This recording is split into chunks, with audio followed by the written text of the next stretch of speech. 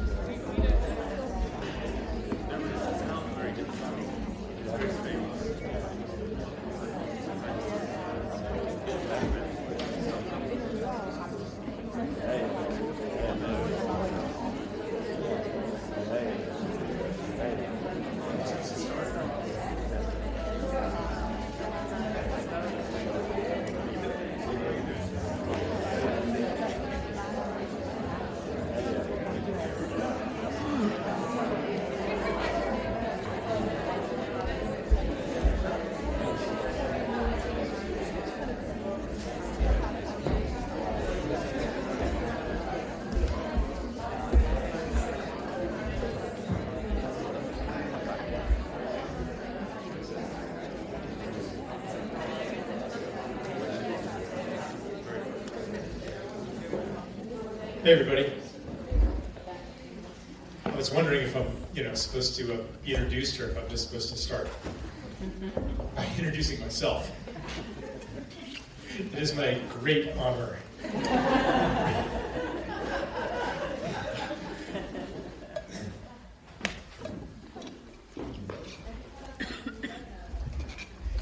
Tell us something we don't know about me. So my initial impulse is to think of something flattering to myself.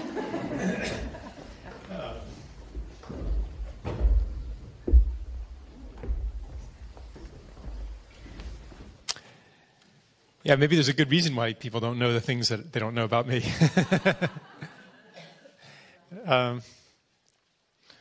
Well,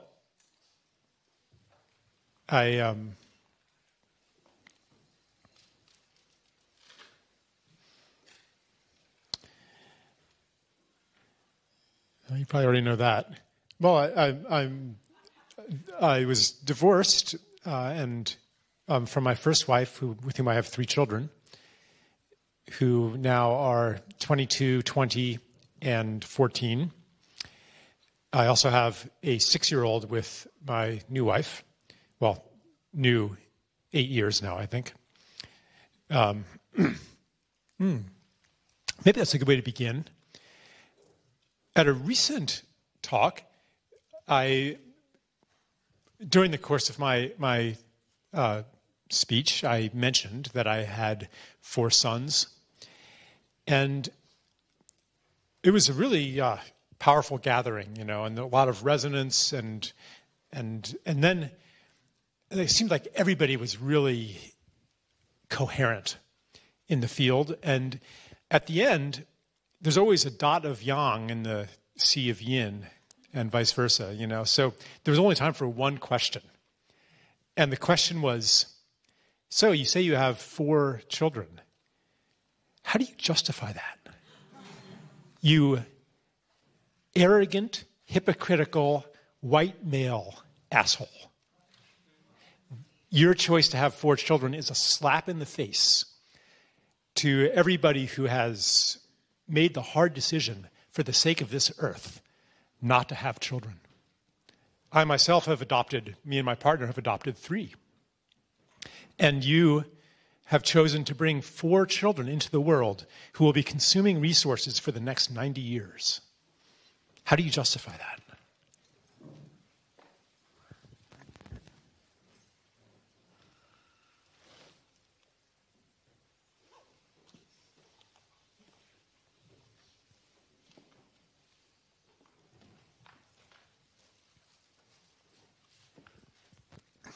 And, that's just a different version of the question, how do you justify burning all that jet fuel to fly here?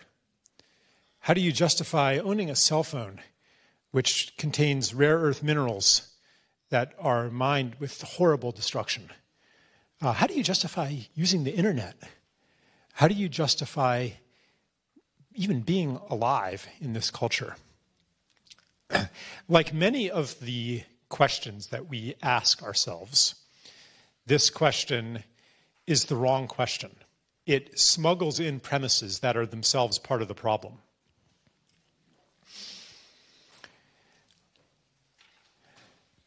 And when I answered it, I only had 2 minutes, and the organizers were putting the hook out to drag me off the stage, so I didn't have much time.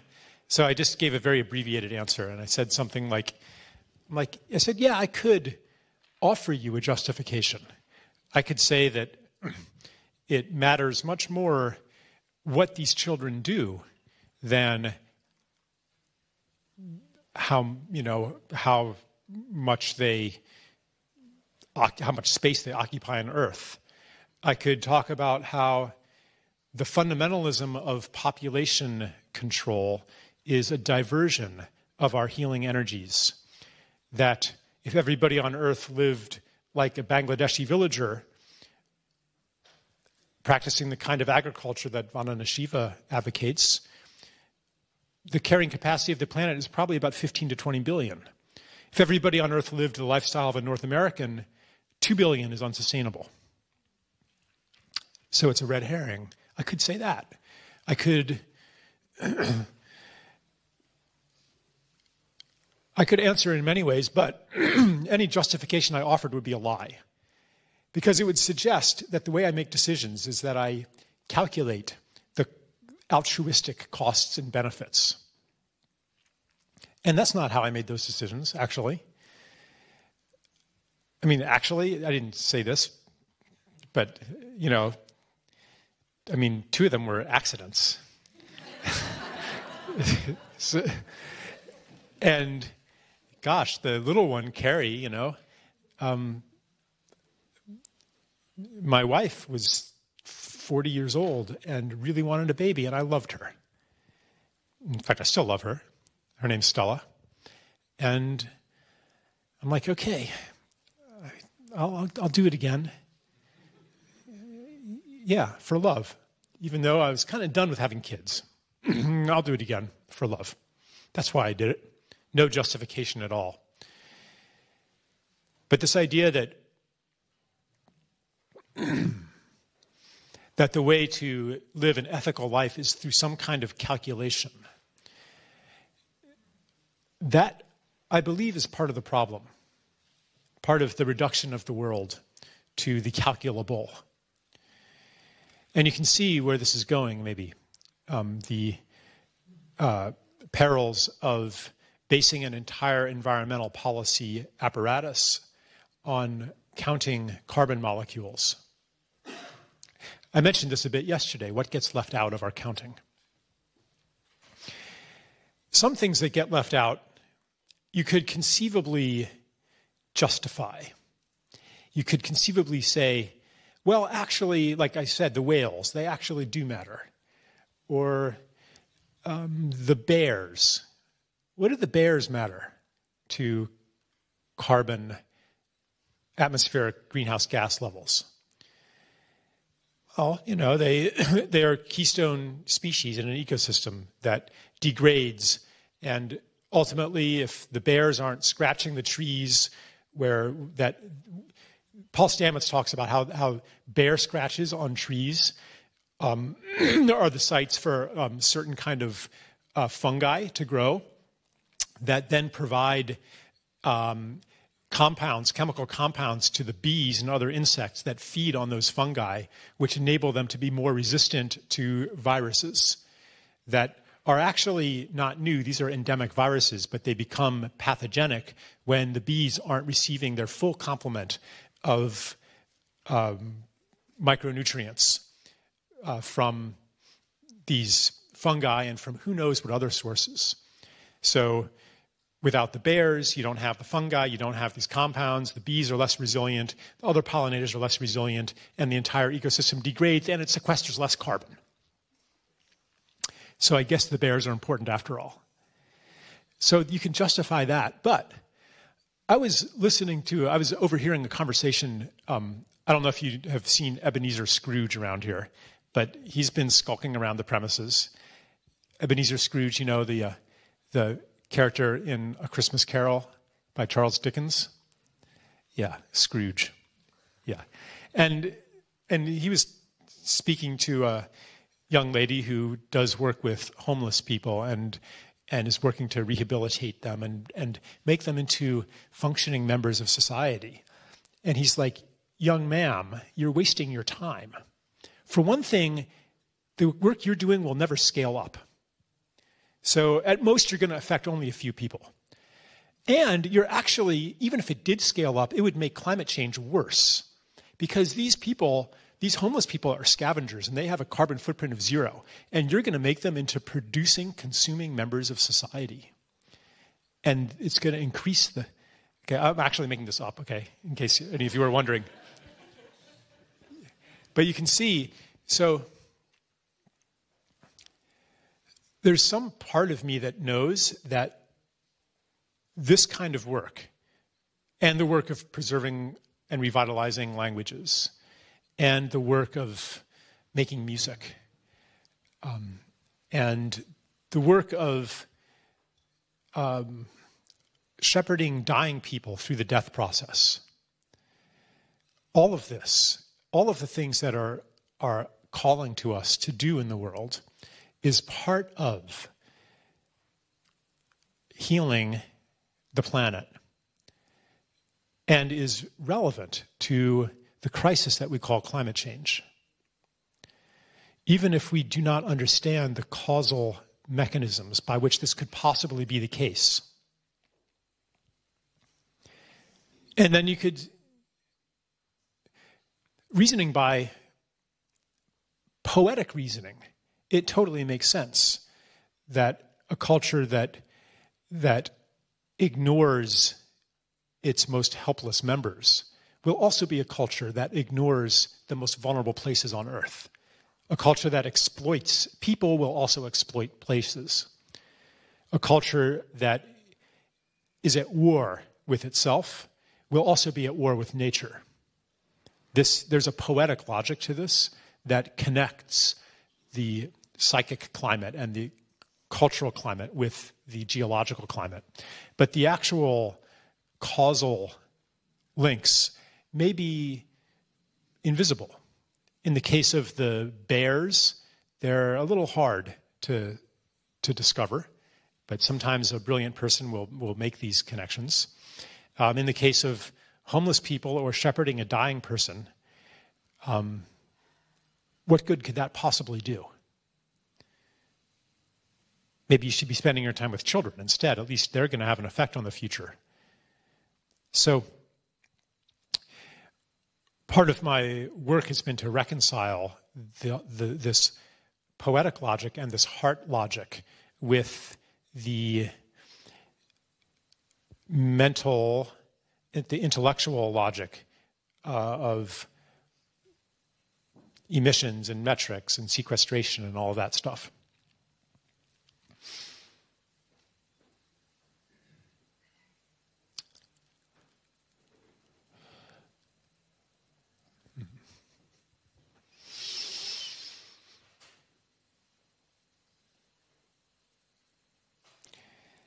The title of this session was, or is, "If you knew she could feel, you would stop."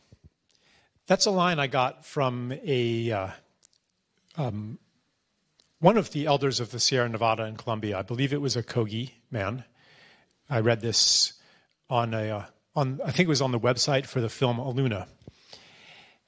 And he's speaking of the devastation of the coastline there, and of the country around where they live, the draining of the wetlands, the digging of new ports, the building of roads, the destruction of nature there.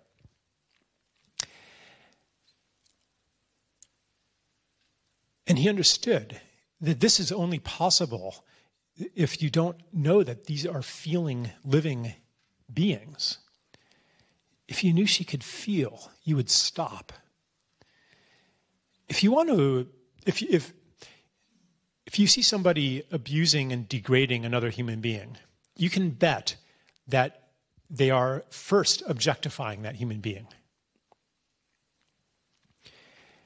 The abuse of women, for example, is predicated on holding them as less than a full being, holding maybe a story about who this person is that validates rape or abuse. You have to see them as less than a full self in order to even do that. You have to somehow disconnect from the feeling that is happening in this other person. You have to create some kind of separation in order to perpetrate violence. And the same is true with the relationship to the beings of nature, which is what this Kogi person was saying. If you knew she could feel, you would stop. And this has become something of a mantra to me. And there are many, many ways to say that sentence. And I'd like to just share a few of them with you now. After that, there's two other things I want to do. One is just to engage in some conversation, kind of question and answer kind of thing. And the other is to tell you a story, kind of I wouldn't presume to call it a myth, but maybe it's the stirrings of a myth. Yeah, so.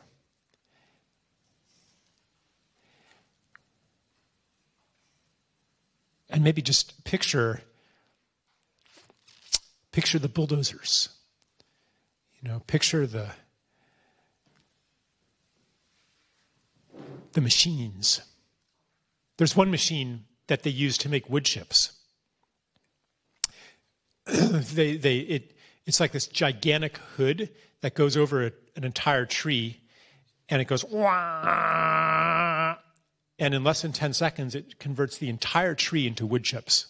And then it goes to the next tree, wah, wood chips, wah, wood chips, and so it can convert entire forests into wood chips, in a matter of a day.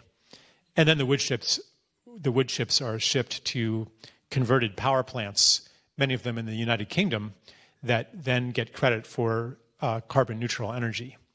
So vast forests are being destroyed now in the southeastern United States. Romania, I met a Romanian woman who was describing the logging trucks taking these are the most wild forests in Europe, and just taking the trees in the name of decarbonization. Another peril of measurement. Our policies based on measurement depend on what we measure. And when we reduce the unique and relational to the generic and the standard, abuse will happen. That is a kind of dehumanization. When we reduce human beings to consumers and markets,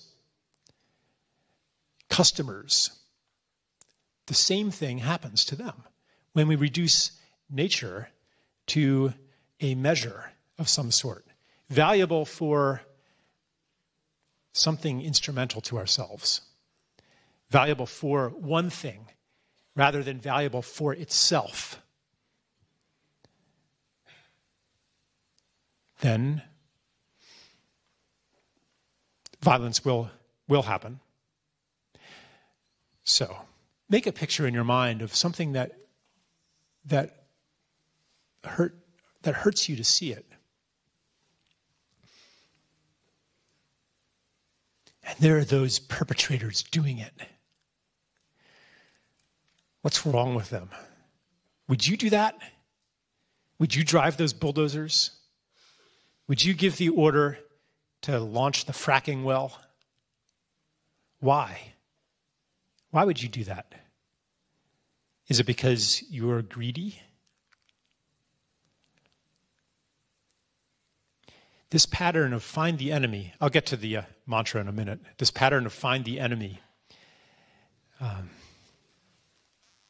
find the cause,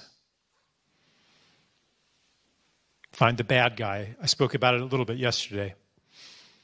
This, too, is part of the problem. And so one expression of that pattern is to blame greed. But greed is a symptom. It's not a cause. What makes these people greedy? Greed is a symptom, I think, of an experience of scarcity, an experience of insecurity, especially the kind of scarcity that comes from the cutoff of our relationships.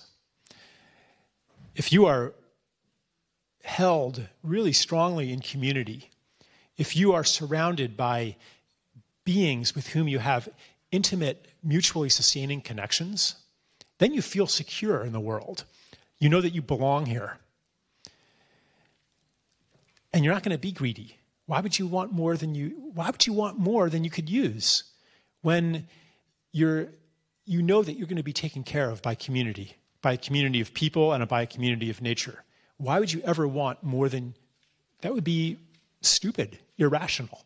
But when we're cut off from all of these sources of nourishment, then we are insecure. and how much control, how much money, how much power is enough to compensate for the loss of these connections. No amount is enough. It just gives a temporary feeling of relief from the insecurity. Therefore, it is an addiction. And this is another topic that's come up here in our time together. Addiction, the addiction to fossil fuels. And very often, the addiction to fossil fuels is uttered in condemnatory tones. As if there's something, as if you are morally wrong for being addicted. But if we take that metaphor seriously, and we say, well, why are people addicted? It's exactly as I described, something that gives you relief from the pain or a temporary experience of meeting an unmet need, but doesn't actually meet the need. As long as we have a society that is disconnected, that is absent of community, that has no connection to place and no connection to the natural beings around us, then we are going to be addicted to consumption of one sort or another. And keeping all of that in place and switching fuel sources is not going to solve the problem. And that disconnection, that is why we are unaware that she can feel. It's a disconnection.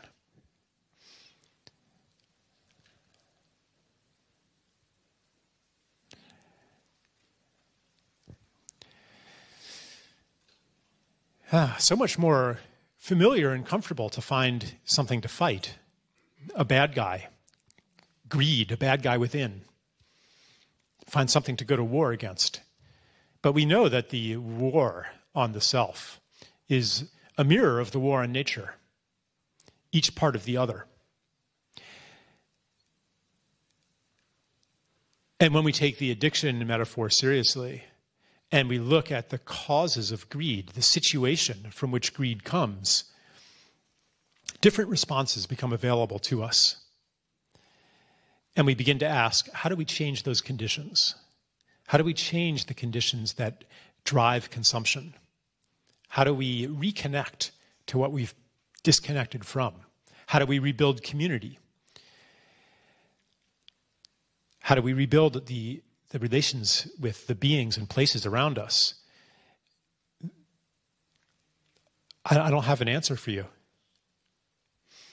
But I know that everything... Here's a being trying to connect with somebody here.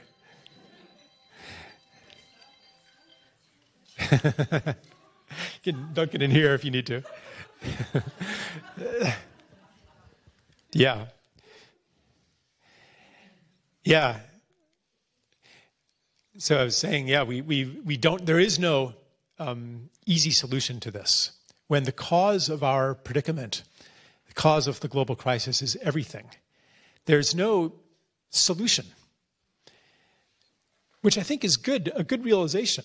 Much better to not know. I was saying this to you guys earlier today, that better to realize that you have no idea what to do than to think that you know what to do and reiterate solutions that are part of the problem or that are not actually changing anything.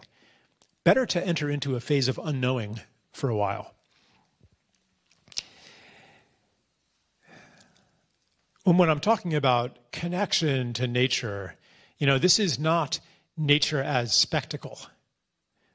This is way, way beyond, traipsing out into the woods and looking at the scenery. I mean, that's a step, maybe. It's a kind of a reconnection.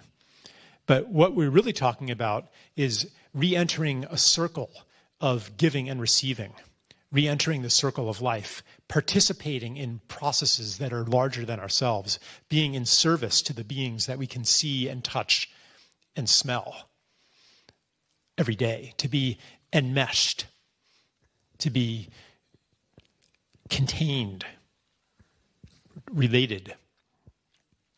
That's where we need to go. And I would say that's where we want to go as well. Everywhere I go, people I ask people, what's missing the most in your life here? It's community. Yeah.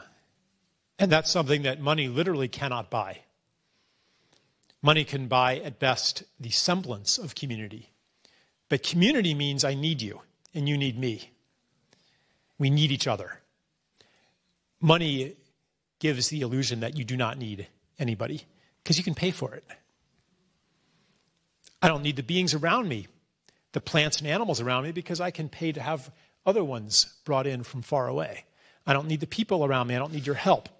I don't need to rely on you, because I can pay somebody remotely to do the job. So this paradise of financial independence is a death sentence for the soul, maintaining a state of cutoff.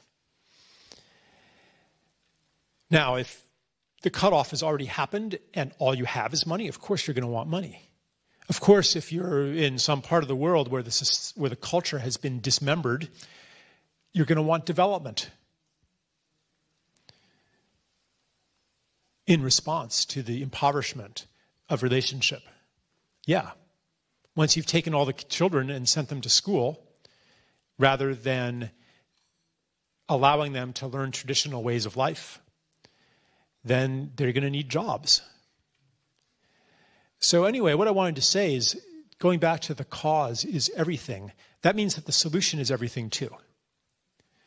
Everything that calls to us, including working with dying people, working with the homeless, working with one little place on earth, one relationship, not as a substitute for political action, but as a prerequisite for any political action to be meaningful. We're just really talking about reconnection here. We're talking about the recovery of our full selves. We're talking about love, because that's what the recovery of the full self is. Love being an expansion of self to include another. Which is why when my children are unhappy, I cannot really be happy, because they're not separate from me. If my child is sick or in pain, there's something in me that's hurting also. And the more that I expand to not just my children,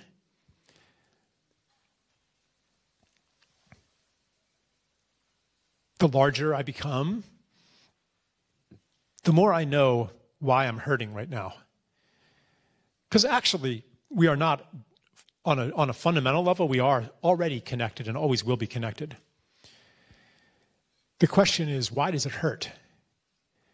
In modern society, in the paradise proclaimed by Steven Pinker, why does it still hurt? When we have all of these things, you should be grateful. You have so much and others have so little.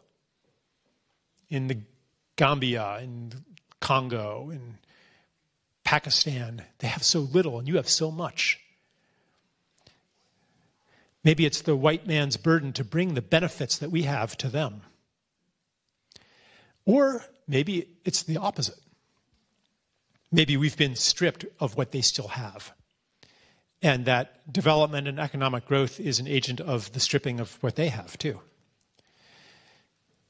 The stripping of relationships and their conversion into money. That's what economic growth is. It's the conversion of a gift relationship into a paid service. A natural relationship into a commodity. And once it enters the realm of monetary exchange, then it is included in GDP figures and becomes the basis of capital creation and lending and debt repayment. I'm not going to go into the elephant in the room, which is the debt system, the global financial system. That's another thing that if it doesn't change, nothing will change fundamentally. Anyway, this expansion of self to include the other, a corollary of that is, if you knew she could feel, you would stop. Imagine if I said to you, I kind of regret agreeing with Stella to have another kid. I've been through that already. The diapers, the storybooks, the playing hide and seek. I did that 3 times. I'm sick of it. What do you say if I just abandon this one? How about it? I'll throw them out onto the street. Maybe I can even make a profit by selling them to a child trafficking ring. What do you think, guys? And you say, Charles, that's a bad idea because, for one thing, you might get in legal trouble. Secondly, what'll your neighbors think of you?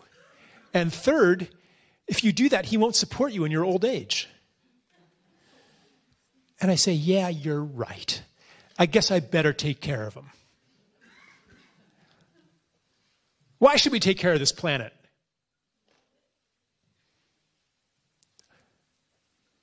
The very presence of that question is already an indication of the problem. If I have to ask you, why should I take care of my son? There's already a problem. And if you answer on the same terms as I asked the question, you are contributing to the problem. You don't even need to ask. I would not need to ask that if I love my son, and I do love my son, and I'm not contemplating doing anything like this, but,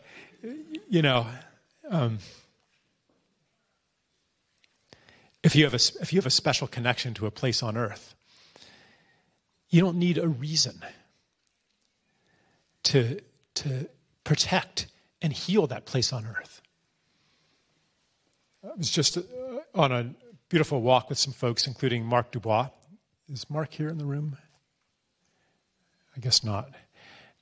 He spent, at least a decade of his life trying to protect a river in California that was eventually dammed up and destroyed.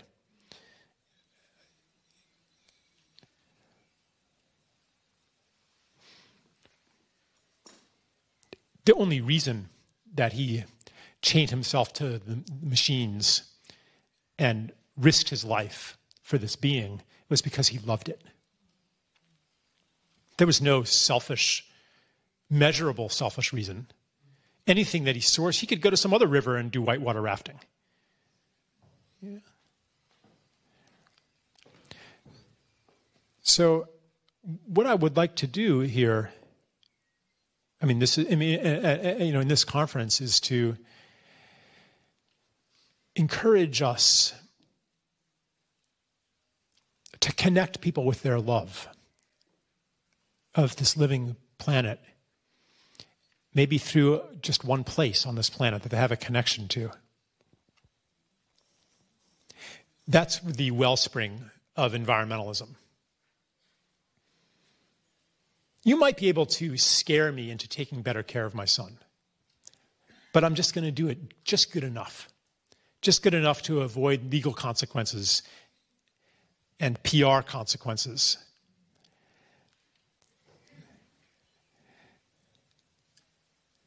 At this point, given the extreme degradation of ecosystems all over this earth, we need a lot more than just good enough.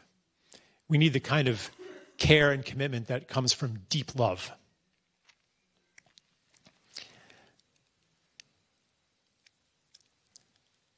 If you knew she could feel, you would stop.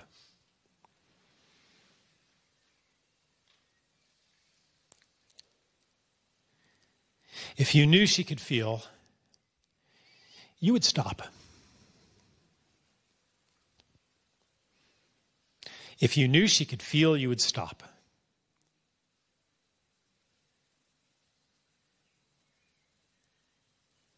If you knew she could feel, you would stop.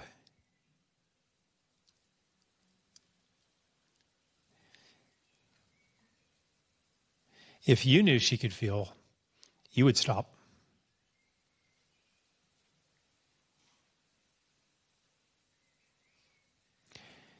If you knew she could feel, you would stop.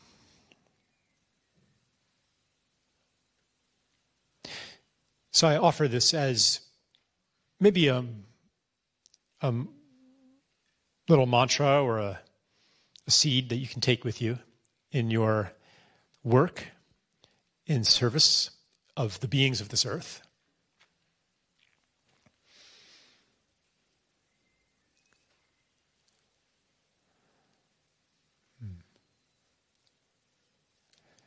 I think I would, let's open it up a bit to just any reactions, responses, comments, questions.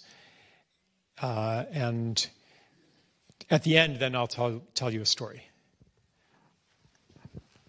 And please stand up when you, yeah. Phone.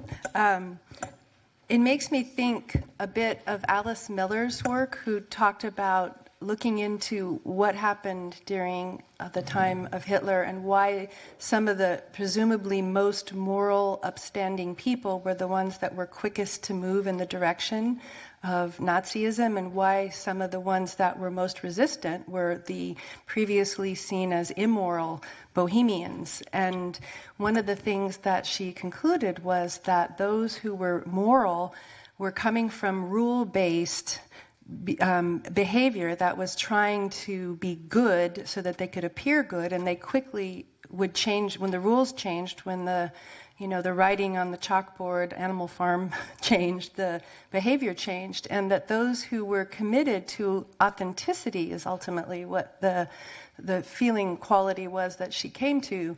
Those who were in tune with their feelings, who couldn't have their own sensibility violated, were the ones that would stand. And so what it comes down to, on an interior level, the component that is outwardly expressed in community is the ability to feel your own being and to experience your own presence. So just as a component to that, because community is so important, and it's like the outward expression of that inner sense of connection to your own self, and intimacy with your own being. Thank you.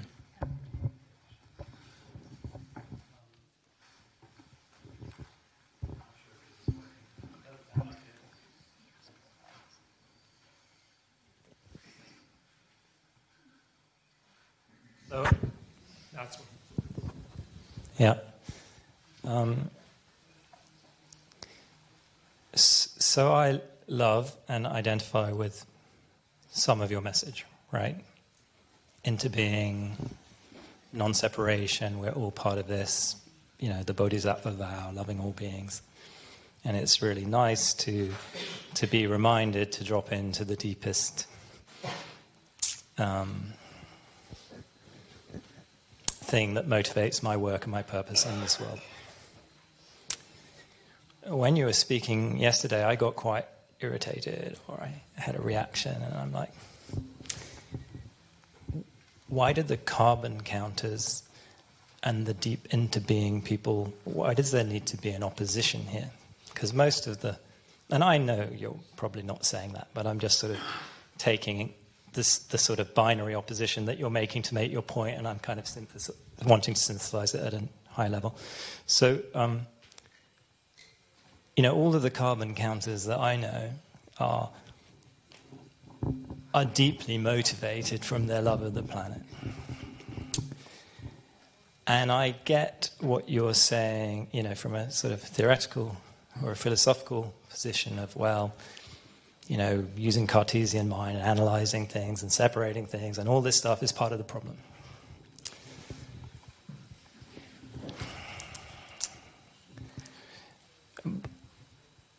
And, I'm reading News from Nowhere, William Morris, at the moment, and he projects into the future from the 1850s, this beautiful world where it's all back to gift economy and there are forests running through all of London. And, it's this utopian, perfect, wonderful, into being, lovely, lovely world.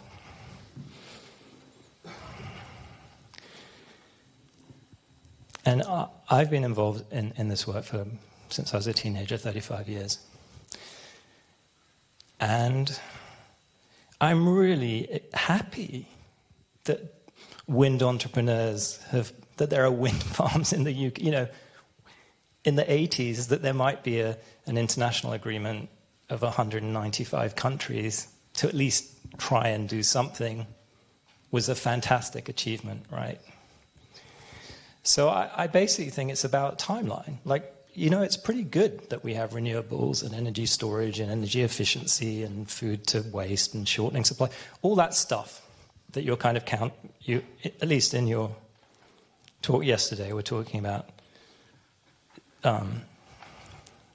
they're still part of the problem. And I'm like, actually, it's kind of great, and let's get to where you want to be. But in the meantime, I'd really like to switch to a circular economy and renewables and energy storage and energy efficiency. So I guess how are we all in the boat together? How can we not other the business people and the investors and all the people who are trying to come up with utilitarian solutions? Because actually we're kind of all going in the same direction, and it's really urgent, and we do need to do something about it. Okay. Yes, thank you. So I'm definitely not saying that people who are engaged in carbon accountancy don't care about Earth or don't have an experience of love for the planet or interbeing or anything like that. What I think has happened is that this impulse and energy and care and love gets diverted onto solution sets that fit very comfortably into the established system, but that are a diversion of that energy from where it would be the most powerful and the most healing. There are, and I'm also not saying that we shouldn't do practical things like circular economy and stuff. I mean, I wrote a whole book on circular economy, for God's sake, and I love most of these ideas.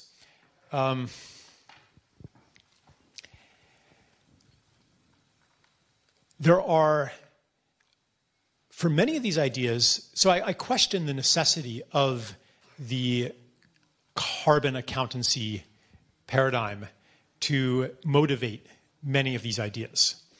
For example, recycling of food waste, composting of food waste, and closing the loop so that we don't have to mine inputs to put into the soil. Like this, from a living planet perspective, this is absolutely essential. Nature runs in cycles. Life runs in cycles, not linear. So anything that's linear, therefore, is anti-life, or it's just part of a larger cycle, and that loop needs to be closed. Even from the carbon perspective, I mentioned this yesterday too, the fastest solution is regenerative agriculture.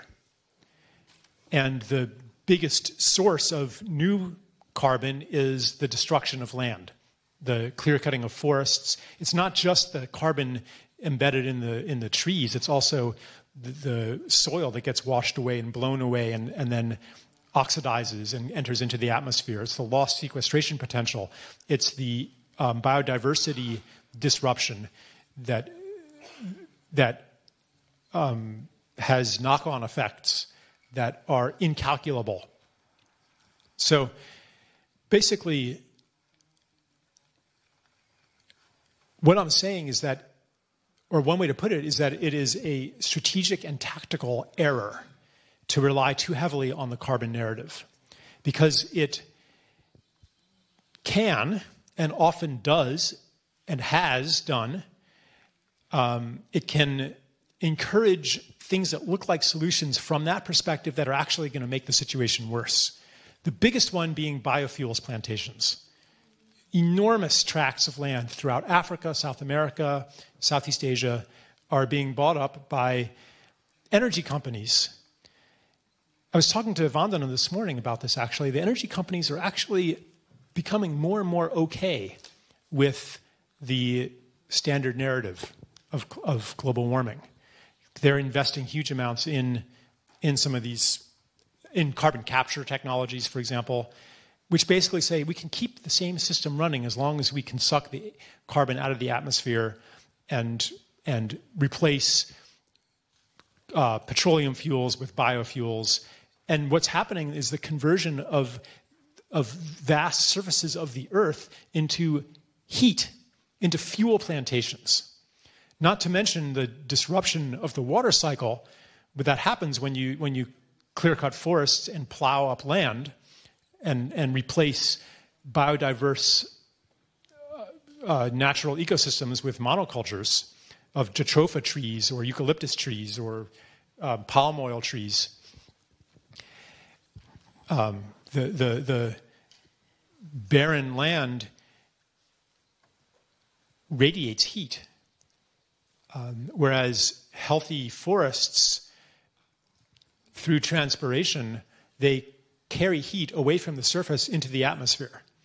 And if the forests are healthy, especially old-growth forests, they actually create clouds through the volatile organic compounds and the bacteria that have ice-nucleating proteins on their coats. And they go up there and they make clouds that form at a much lower level than they do over tree plantations and over disrupted ecosystems, which then reflect sunlight. And as you guys know about the biotic pump, because of the leaf layer index or whatever it's called, the trees transpire so much moisture, and it's all rising up, and then it condenses, creating a low pressure zone that pulls moisture in from the oceans, even thousands of miles away. The flying rivers, they call it in Brazil. So okay, I'm going off on a lot of a tangent here, but what I'm saying, I've had this kind of, sometimes it can be a bit of a confrontation when I'm saying maybe we don't even need the carbon narrative. Let's put that on the table. And then someone will say, well, Charles, you're basically rendering aid and comfort to the enemy, to the climate deniers. And I'm like, hold on here. When push comes to shove, you and I agree on pretty much everything. I mean, I've interacted with the I like to call them climate skeptics, not deniers, because it is more respectful. And I've interacted with them, and I do think that they are, in a real sense, deniers, because it's not because they question the dominant narrative of global warming. It's because any environmental cause, they pretty much reflexively will reject. Plastic in oceans, it's not a problem. Pesticides, not a problem. Nothing's a problem. Business as usual. So I'm for non-carbon reasons, we can, for living Earth reasons, for love of place reasons, we still oppose pipelines and oil wells and coal mines. And we also oppose hydro projects and biofuels plantations and geoengineering, especially geoengineering.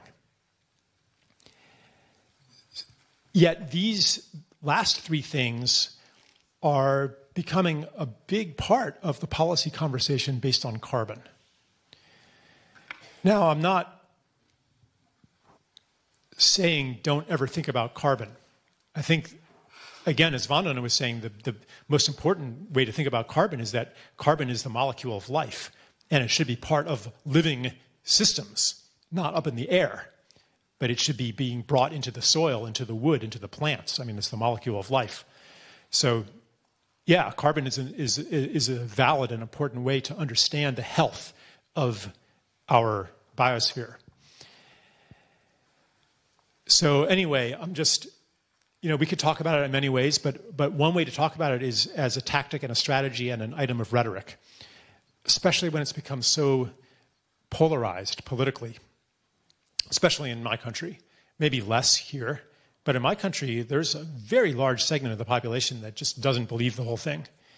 And to go to them and say, well, you should believe it because that's what science says. Science has been telling them a lot of things that aren't true. And I'm hesitant to have the main lesson be to trust science. Now, I could easily get myself into trouble here. There are certain issues in which I do not trust science that probably approximately 50% of the room does trust and 50% doesn't. And we could do an exercise in polarized discussion with those issues. So I won't go there right now.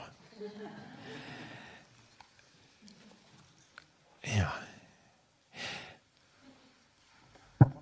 I could say more, but let's move on. Yeah. Okay, my name's Charles. I know a fair bit about CO2 and energy and wind turbines, all that sort of stuff, okay? To be honest, I know very little about regenerative agriculture, but I was really impressed with what you said yesterday about the big problem with pesticides, herbicides, antibiotics, fertilizer, all that sort of stuff, okay? So I don't know a lot about that, but I'm really impressed by the fact you say they're bad, okay? Now, those are all there for a purpose. Last year, the last 2 years, I put a load of weed killer on the lawn. My lawn has been terrible for years. I put weed killer on a couple of times a year, and my lawn's the best ever, okay? But it's not particularly important in the scale of the whole planet and that sort of stuff, right? But my concern is for the farmers, really. So these things all had a purpose. You know, there were insects that ate the wheat. If you get the wrong stuff in the wheat, maybe you get grass seeds in our wheat, all sorts of nonsense, right? Is it really realistic to stop all of this stuff that's going on? I mean, how long is it realistic to stop?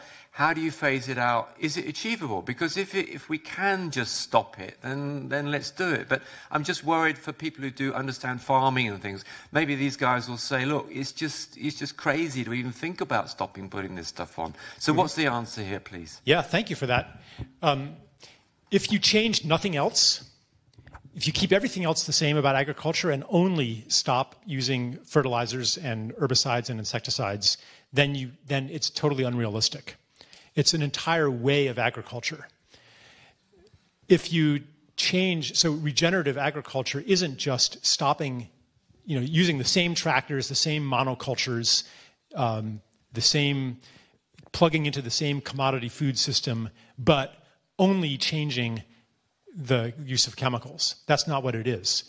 It's a completely different approach that starts with a close relationship to that piece of land that you're on, an understanding of it, a commitment to building healthy soil. And farmers who are doing this are, after a transition time, they actually produce higher yields than conventional farmers. Higher yields, especially per land unit. Not higher yields per labor unit.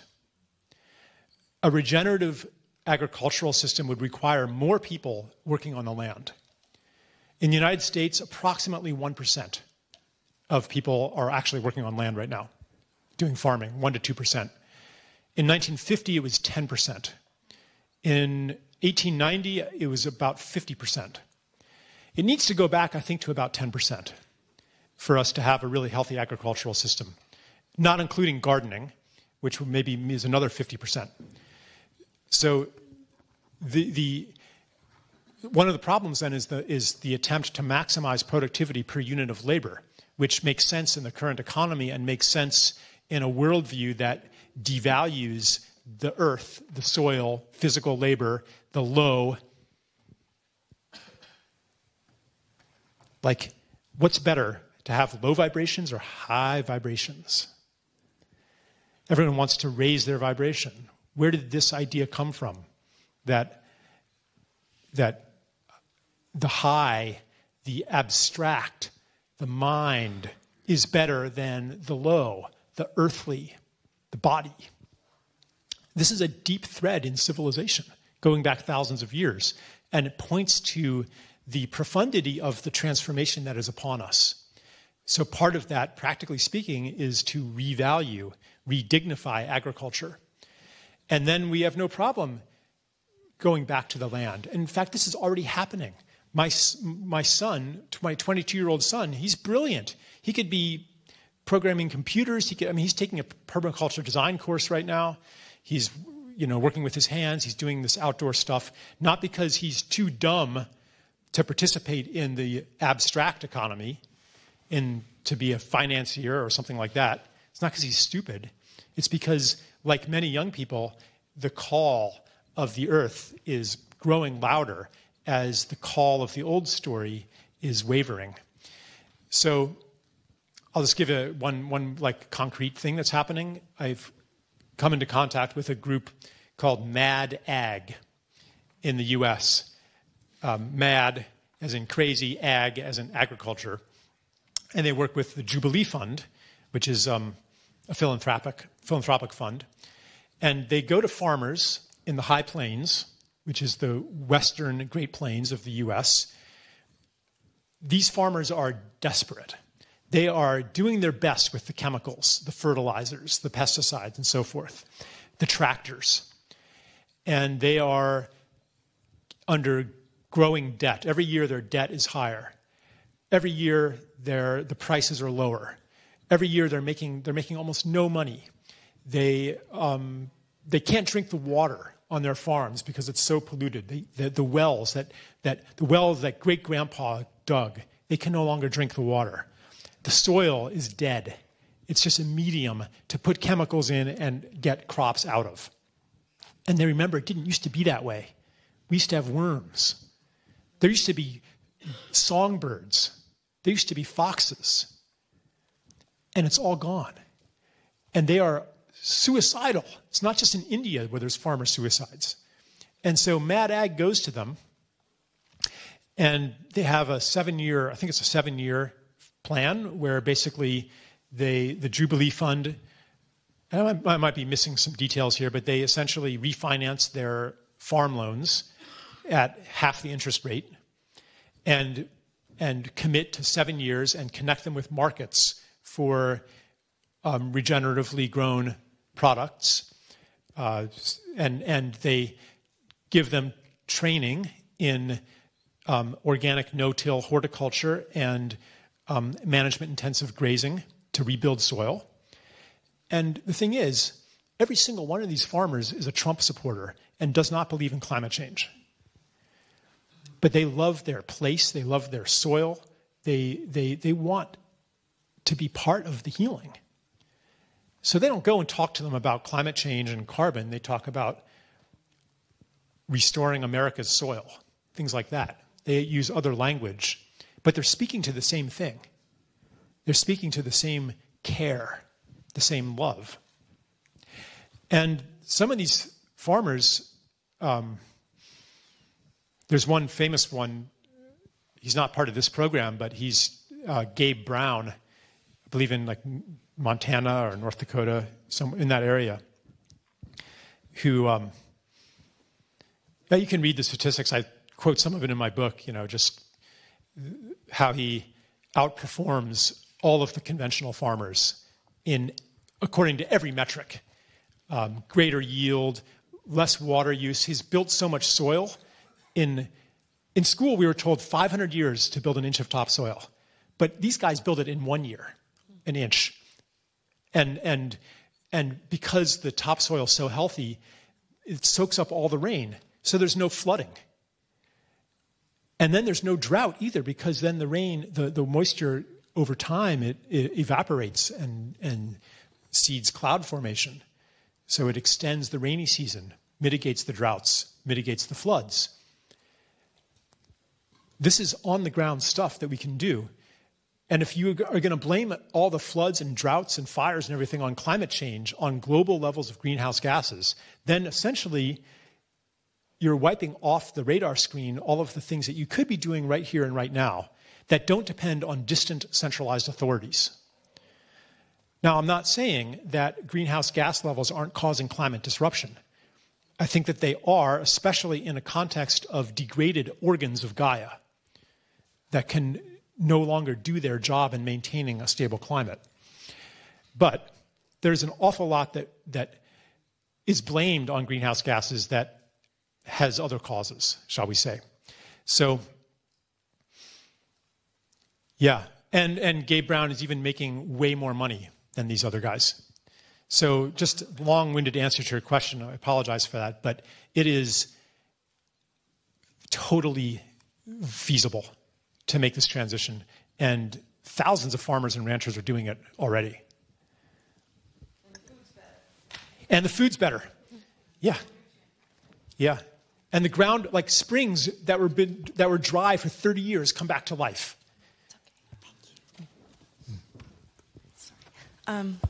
Sorry. Oh, sorry. Don't worry about that. I'll get it.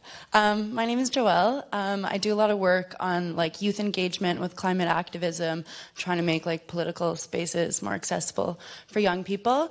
And first of all, Charles, I just wanted to thank you so much for everything you have taught us the past couple days. And I think that your ideas on the interbeing will definitely change my life and the way I go about my work. And I'm hoping to sort of incorporate this framework of the interbeing and the revolution of love and all this stuff into my own personal work. And I'm guessing that a lot of people here are also hoping to do the same. But where I'm sort of stuck is how to like translate this theory into praxis. And I understand that there's no like one solution for that. But I'm wondering if you have any ideas on like sort of where we can start on a practical, like everyday level. Yeah, well, I mean, so one aspect of interbeing is the understanding that our well-being is not separate from the well-being of the land or the salmon or the whales or the elephants, the soil, etc. So like one really super practical, obvious expression of it is just to take care of whatever is given to us for our care. Another applied to other human beings, relating to what I was saying about greed and stuff like that, you know, when we see somebody as an irredeemable enemy, then our options are limited. The only option is to overcome them by some kind of force, or maybe to bypass them, to lock them out, or something like that. But when we understand that this person is as I would be if I were in those circumstances, then new options become available, the option of changing the circumstances. So, for example, if you're interacting with, you know, a Monsanto executive or a fracking executive, you could ask, what are the circumstances that is generating the behavior that this person is enacting? Maybe you can't change the circumstances. Maybe you have to end up fighting after all. But at least you're asking that question. And, you know, in my experience, when I start to look for the ally in another and look for that part of them that cares about what I care about, that wants to be of service to this earth, then I'm able to see it. To see it, you have to look for it.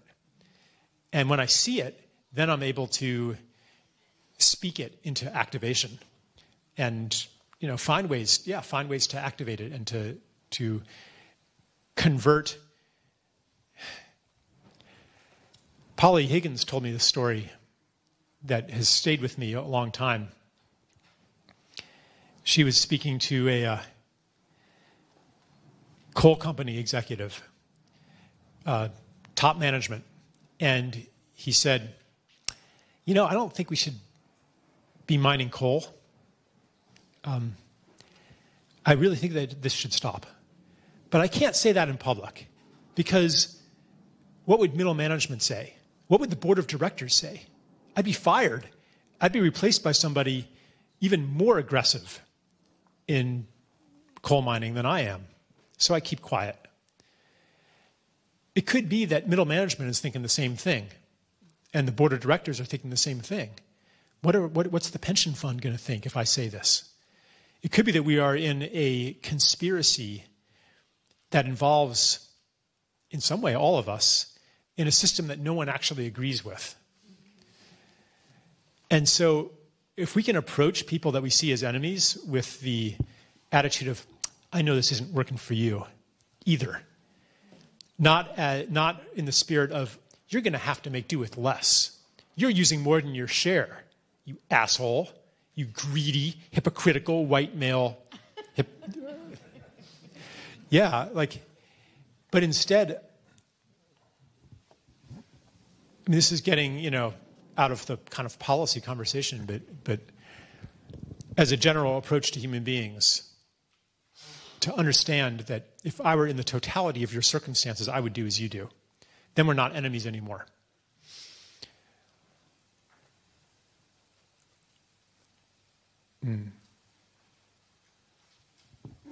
Yeah. Probably start now.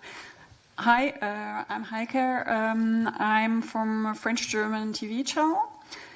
And, well, in France we had a lot of debates in the last year with a Yellow Vest movement, how to communicate science, how to communicate with the people, how we have to, as media, also to transport the subjects differently. And one thing which I can't connect with your speech is what we realize, that the ecological debate is also, or is even more, a debate about social justice and more a debate about power structures than a debate, really an ecological debate. Because people realize that the use of carbon dioxide is done by the 1%. They realize it, they feel it. And I think it's a bit easy to say you have to be in harmony with your environment, because you neglect about the power structures which we have to change on an institutional way.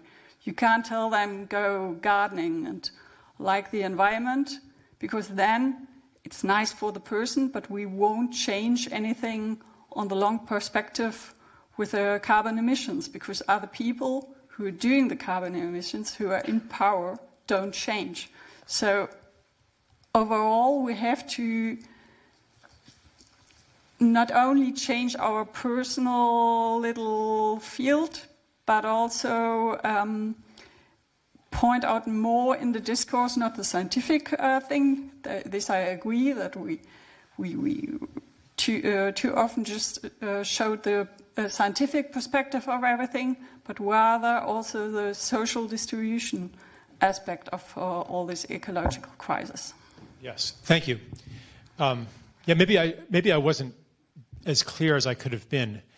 I'm not saying that, do gardening and take care of the homeless or do these personal things as an alternative or a substitute for work on a social and political level. So, for example, a lot of the things that I've been saying about interbeing, they translate directly into agricultural policy and conservation policy. When I say that the well-being of the soil is inextricably related to the well-being of humanity, then you start looking at, okay, how does agricultural policy subsidize and encourage destructive practices? In fact, in the United States, farmers are subsidized to grow monocrops, maize, for example, soy, that are killing the land. And if they want to transition to polycultures and regenerative practices, there's no government subsidy for that. So this would be an example of a place to apply this on a systems level. On a deeper level than that, we have to change, I mentioned this earlier, the money system. The system, I won't say to abolish capitalism, because that is, again, what capitalism is depends on what capital is. And capital is a social agreement. But I think that social agreement needs to change. And when capital changes, then capitalism changes too. So this is maybe I'm not going to go too far down this path, but to give an example, the system of international debt basically compels countries all over the global south to liquidate their natural resources. So if we say, hey, Brazil, don't cut down the Amazon. However, please continue making your international debt payments with hard currency that you can only get by cutting down the Amazon.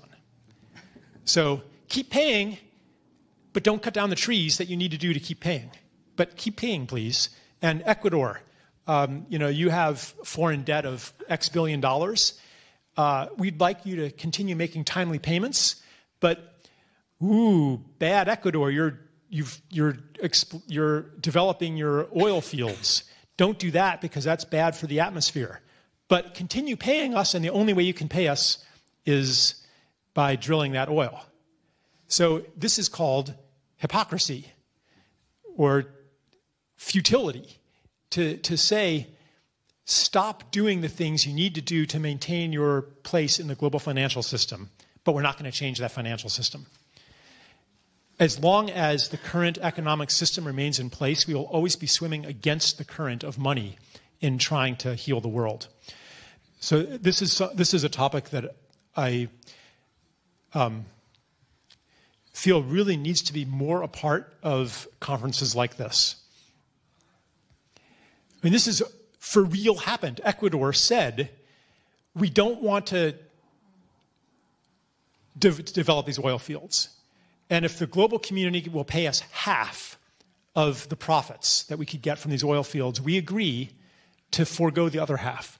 We agree not to develop them. And the international community was basically silent. Nobody gave them the money.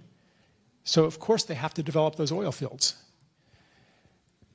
Countries that don't participate in this system, they get regime changed, they get droned and bombed. Libya tried to exit the system of dollar hegemony. Yugoslavia wasn't cooperating. I mean, there's a whole hidden story behind all this, behind all of these wars, these regime change wars. So, long story short, I apologize if I suggested that we should shrink down only to a personal level.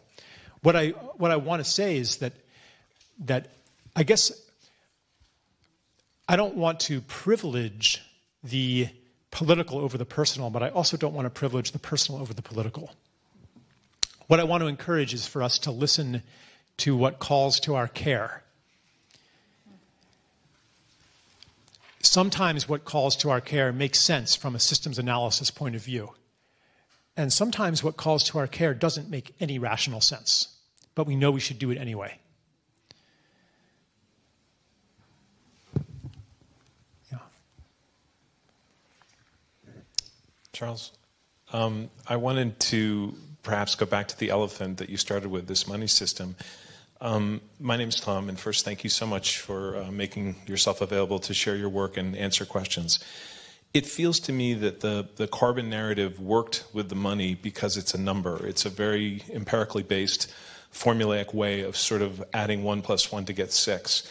And my question is, as you consider the ideas that you've socialized and brought to us in your various works, what elements of the new narrative is going to speak to that elephant, is going to speak to the money? What are the qualities between the carbon narrative and this other narrative that we're trying to shape that we should all be collaborating on to try and find? The pressure points, the story about the coal management is a starting place where there's a human quality on the other side of the table that we need to get to. But how do we bring this conversation forward from the relative success of the carbon narrative if we can measure billions of dollars in a trillions of dollars system? I don't think that the carbon narrative has actually been successful. It's been around for 30 years now in a pretty public way, and carbon emissions went up more last year than any year previously. Like, this is one thing to realize that it's not working, even by its own measures.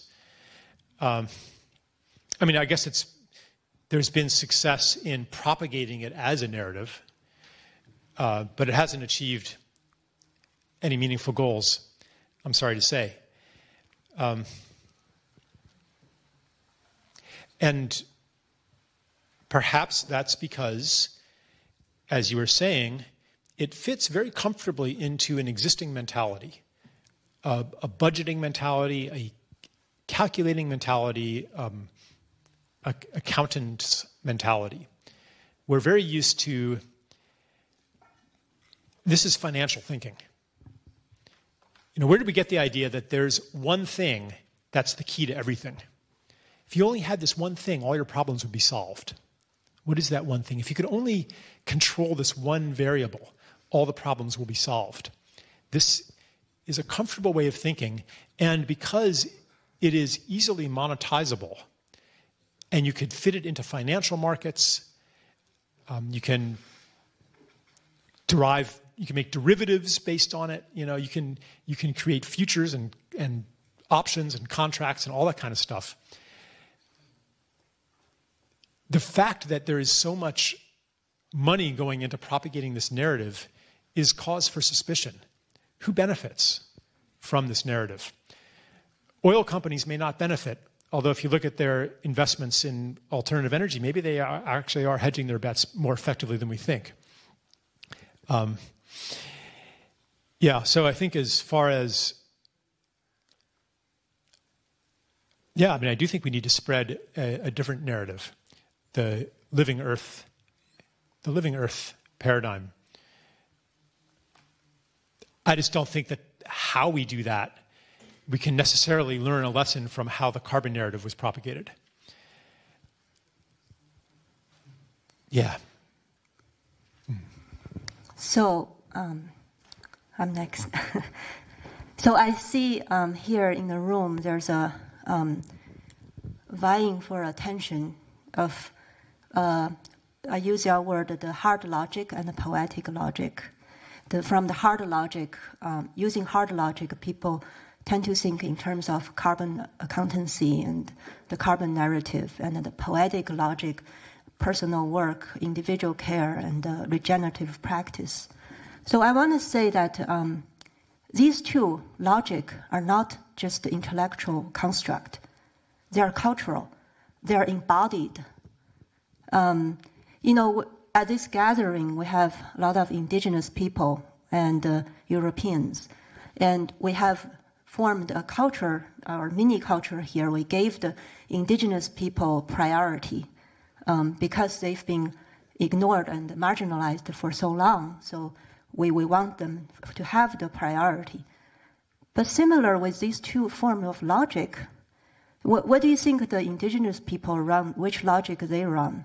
Is it going to be the linear logic?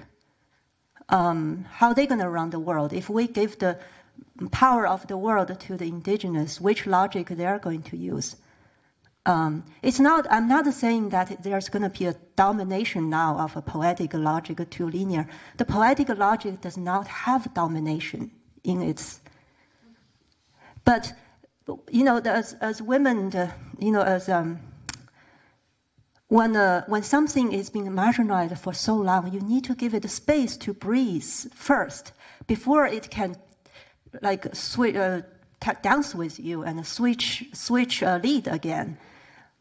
So I think a lot of time, to use that linear logic, the carbon narration, the carbon accountancy, it's a privilege.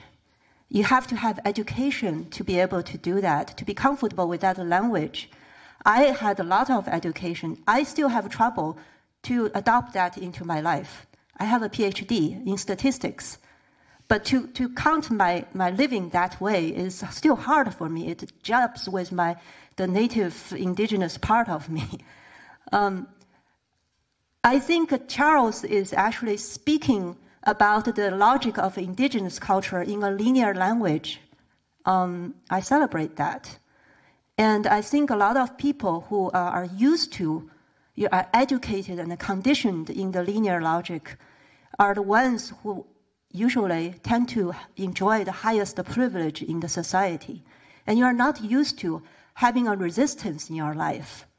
And the rest of the world, the women, the colored, the other culture, live their whole life having a resistance to bump against. So I would say, enjoy this experience of finally there's some resistance to your privilege. Welcome to the rest of the world.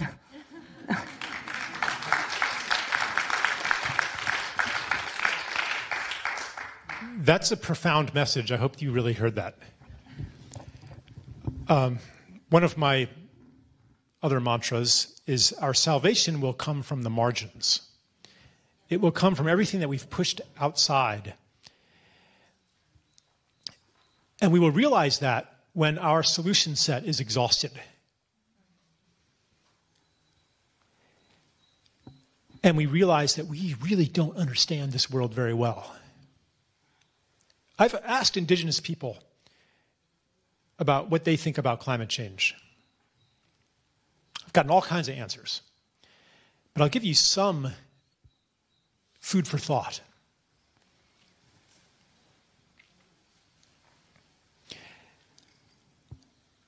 A Zuni man told me, it's because you are not allowing the rivers to reach the sea. How can the ocean know what the land needs when the rivers are no longer carrying the information to the sea? A Brazilian Amazonian said, it's because you are stealing the metals from the tropics and transporting them to the temperate zones. And these are part of Earth's energy system. And you're going to mess up the climate. Another South American said, it's because you're stealing the gold from the mountains. The gold is the heart of the mountains. It's the soul of the mountains. How can they properly administer the realm without their soul?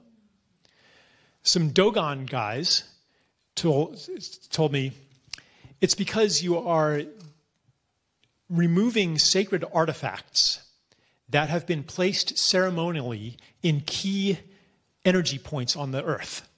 And you're taking them away and putting them in museums in New York and London.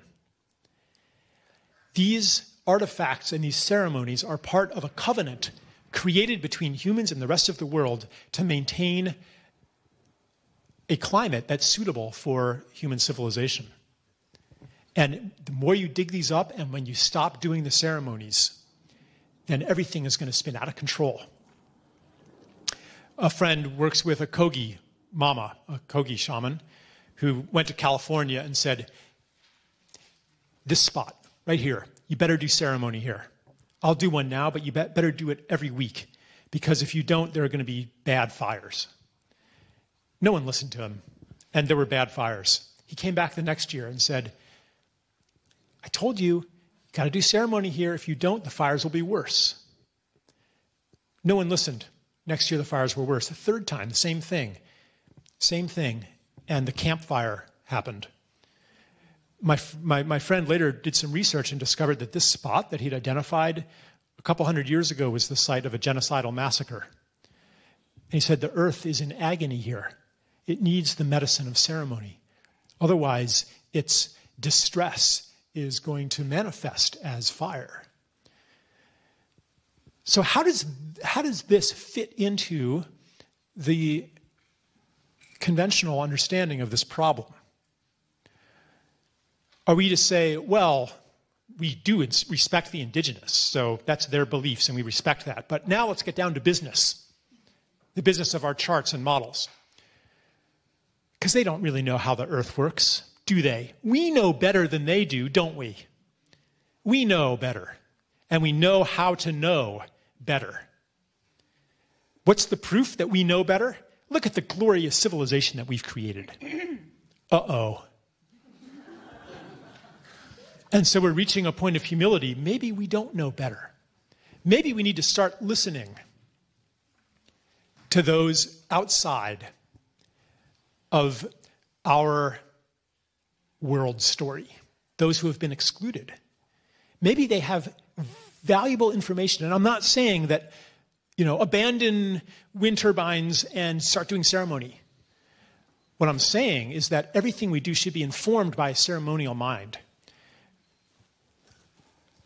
Ceremony is an action that understands that you are in the presence of something sacred, that a holy being is watching you. And so you do it right. You do it carefully. You put the incense in just the right spot on the altar, and then it becomes a ceremony.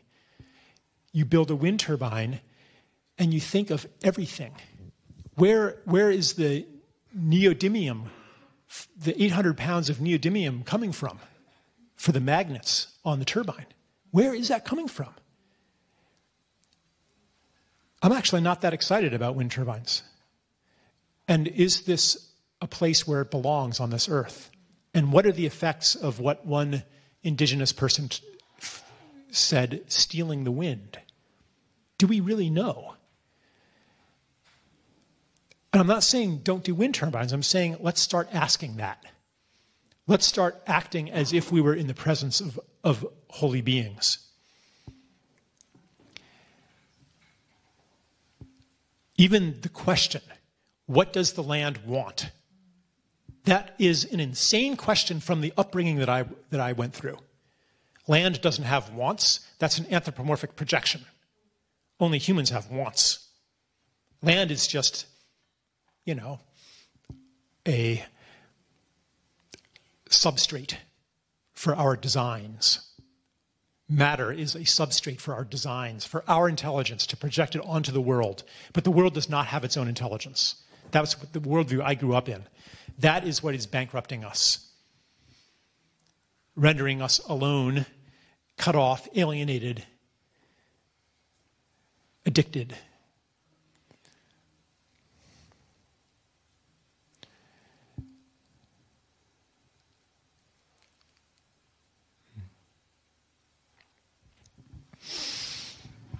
Yeah, thank you for bringing that in. I think we're maybe at the last question here. Does this work? Yes. My name is Rosemary. I live down the road in Fintal Village. And I've fairly recently become aware of the power of electromagnetic frequencies. And this is something I haven't heard mentioned yet here. We had a film in the CC on Friday, and I was really shocked, and that was about 5G. I became aware of the frequencies because I was not sleeping, so I went to my friend who does bioresonance. He's German and done his training there. He's also done a training for buildings, and he tested me, and then he said, I want to come and test your bedroom. Okay, so he came with his little gadget, and it squealed all the way around the room, and I said, oh, that sounds terrible. He said, it is. Now lie on your bed. Now, my bed, being an ancient person, I've got some ancient furniture. So it was a 1930s bed with a metal frame and metal springs, and I lay on the bed, and it stopped. He said, that's because you are absorbing all the electromagnetic frequencies. And then he explained that all the wires in the walls, and that applies to just about everywhere and everything, are giving out these frequencies. So I was really quite shocked. I've got the bed in the middle of the room. I've got rid of the old bed, bought a wooden one, and this may or may not be the right thing, but an organic latex mattress. But I think I still have more work to do on getting to sleep properly. Now, the 5G, there was an article in Resurgence magazine about this recently, sounds really horrifying. What is it going to do? And I wonder if you have any take on this. I'm sure you do. Big subject.